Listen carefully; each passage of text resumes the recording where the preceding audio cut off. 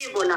फिर तब भी चलता था बीच बीच में, जैसे मैं बीच में मेरे साथ था ना कंपटीशन का, जो राजस्थान में बहुत सारे कंपटीशन निकलते रहते हैं, तो पहले भी मैंने काफी एग्जाम दिए थे। फिर वापस उनके लिए भी उन्होंने कि ऐसा करो, ये वाला फॉर्म भर दो, ये वाली वैकेंसी निकली है इसमें भर दो, आज कंप्यूटर की निकली है इसमें भर दो, है ना, ये सब चलता रहा। तो उसमें भी उन्होंने ऐसे ही, तब भी मैं इग्नोर करने लगी। फिर उसमें भी मैंने एक दिन बोला, मैंने कहा मम्मी मैं तो ओवर एज हो गई कि नहीं। मैंने कहा ऐसा मैं पीछा नहीं छुड़ा सकती, है ना, कितना भी मतलब इतने कंपटीशन दिए अभी तक कुछ नहीं हुआ, तो अब क्या हासिल कर लूंगी। मैंने कहा मुझे एक जगह कंसंट्रेशन करने दो। बहुत खिचड़ी पका ली पहले, क्योंकि हमने देखो मैम बहुत सारी चीजें की है, मैंने बहुत काम किए हैं, और बहुत एक इस चीज बात पे मैं बोलना चाहूंगी कि लोग यहाँ पे देखो क्या बोलते हैं, मैम हम तो इतने महीने से सामान ले रहे हैं और हमारा तो कुछ भी नहीं हो रहा है, हमारा तो बहुत नुकसान हो गया है यहाँ पे, है ना। हमने तो हमारा जो वो था क्या, हम सेविंग थी वो भी सारी खर्च होगी। ऐसी वाली बातें मुझे सुनने में आती है, मेरी खुद की टीम में भी सुनने में आ जाती है ये वाली बातें।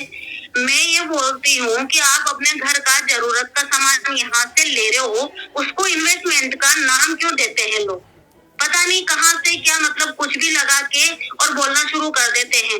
मैंने मैंने मैम लाखों का, हमने मेरे हस्बैंड ने, हम दोनों ने लाखों का इन्वेस्टमेंट करके बिजनेस भी किए हैं हमने, लेकिन उसमें भी है ना हमने बहुत धोखा खाया है। तो इस बिजनेस को तो मैं कह रही हूँ ना, चुटकी बजा के ही कर लेती हूँ, क्योंकि इस बिजनेस को जब से ये बिजनेस मिला है ना मुझे, तो तब से मैं है ना चैन की नींद सोती हूँ और चैन का खाना खाती हूँ, है ना। तो इसके पहले से मेरी बिजनेस, इसका मतलब ये है कि नौकरी और बिजनेस ज्यादा टफ है इससे, क्योंकि नौकरी भी और जो हमने बिजनेस किए हैं ना उनमें भी बहुत धोखे खाए ना हमने। उसके मतलब जितने भी मैंने अभी तक लाइफ में इस एज में मैं जहाँ तक आई हूँ, जब से मेरी शादी हुई तब से हमने काफी सारे काम किए हैं, उसके अकॉर्डिंग मुझे मोदी के सबसे बेस्ट लगा।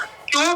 क्योंकि जो पहले के हमारे जो बिजनेस थे और जो मैंने नौकरी भी की, सब में ही कितनी ही रातें मैं है ना रोके सोई हूँ, कितनी ही रातें रोके, क्योंकि इतना फ्रस्ट्रेशन, इतना काम, इतना ओवरलोड, मतलब इतना शाम तक होते होते। और जैसे खुद के बिजनेस थे तो खुद के बिजनेस में भी ये रहता था कि अभी जैसे यहाँ पे क्या है, अगर हमारा मेंबर नहीं जुड़े कोई बात नहीं, ये नहीं तो आया तो नो, जैसे नो तो आया तो बेस्ट, नहीं तो नेक्स्ट, है ना, ये हम सोच के चलते हैं। अब इसमें तो मेरा कुछ भी नहीं जा रहा, जो मेरा महीने का सामान है वही लग रहा है। लेकिन जब हमने लाखों रुपए लगा के कोई बिजनेस खड़ा किया है और उस बिजनेस में अगर हमारा दिन भर में एक ग्राहक भी नहीं आया, तो शाम को सोचो कि हमारी क्या हालत होगी।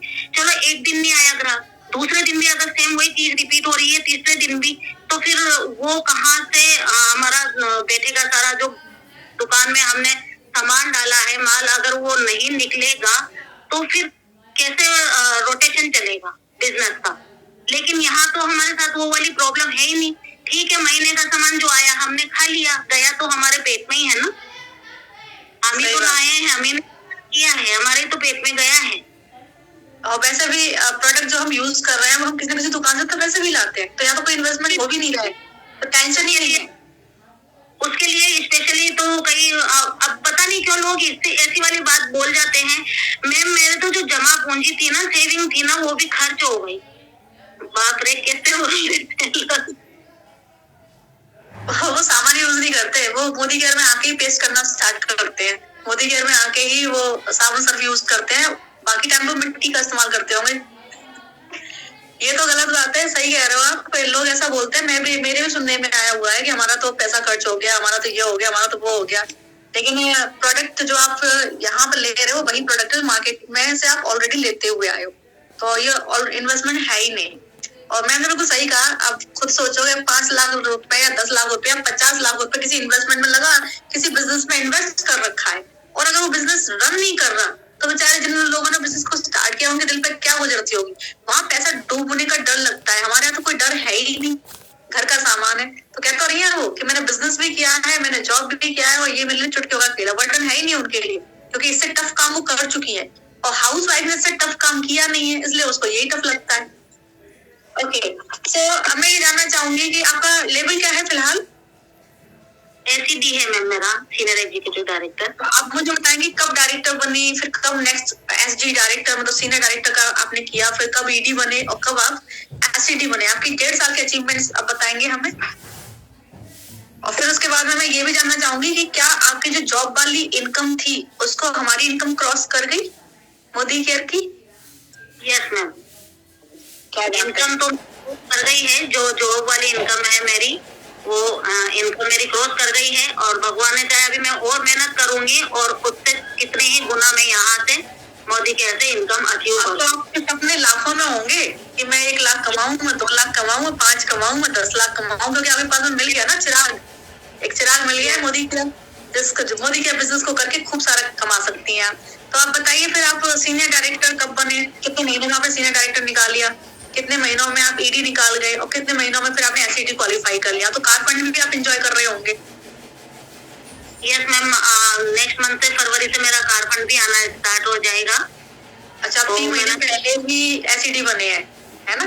जी, 3 महीने पहले बनी हूँ मैं और 3 महीना मैंने एसईडी मेंटेन कर लिया है और फरवरी मंथ से मेरा कार फंड आना स्टार्ट हो जाएगा। तो नेक्स्ट मंथ आपका इनकम जंप होने वाला है। यस मैम बस आपका आशीर्वाद बना रहे। सबसे पहली बात तो यह है कि आपने इतना अच्छे ये अपॉर्चुनिटी जो हमें दी है उसके लिए थैंक यू बोलूंगी मैं आपको, क्योंकि घर बैठे का जो इतना